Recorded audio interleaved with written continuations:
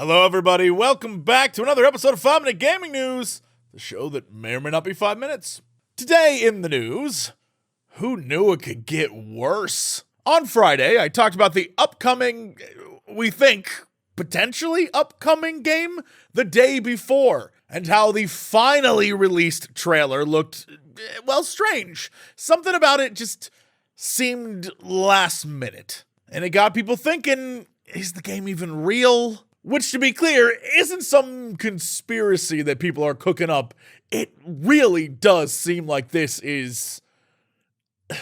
I don't even know. And one such person trying to find answers is our good old friend Force Gaming, who has been obsessed with this game and the story for weeks now. And all of this obsession is paying off. He deep dived the trailer for the game only to discover that it pretty much is just a trailer of other games? What I mean is, the trailer is just shot for shot stealing from other games. Not only is the framing, composition, and color similar, they're also in the exact same order, one after the other, but it doesn't stop there. They're using stuff from The Last of Us, The Division, and more. All staples of the genre they're trying to enter, and I guess you could say imitation is flattery or whatever, but for a game that's one of the most wish-listed games on Steam, it seems a little bizarre.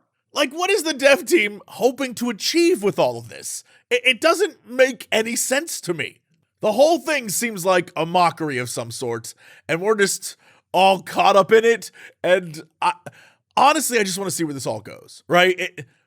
The game may come out, it may not, it may be trash, it may not. It's a wild story. Meanwhile, in the console wars, according to the New York Times and reported by Video Games Chronicle, Microsoft expects the UK's regulatory body and antitrust authority to oppose the acquisition of Activision Blizzard. According to the report, Microsoft believes the European Commission is open to potential remedies, and the company is hoping to convince both the UK and European Union to accept its concessions and approve the deal. This is, of course, total corpo spin, because the regulatory bodies could just easily go to one another and say, yeah, we shouldn't approve this. But you know, Microsoft's not going to just say that and put it out there. In December, the FTC, Federal Trade Commission, announced plans to sue Microsoft in a bid to stop its $69 billion acquisition of Activision Blizzard, which the regulator argues would enable the company to suppress competitors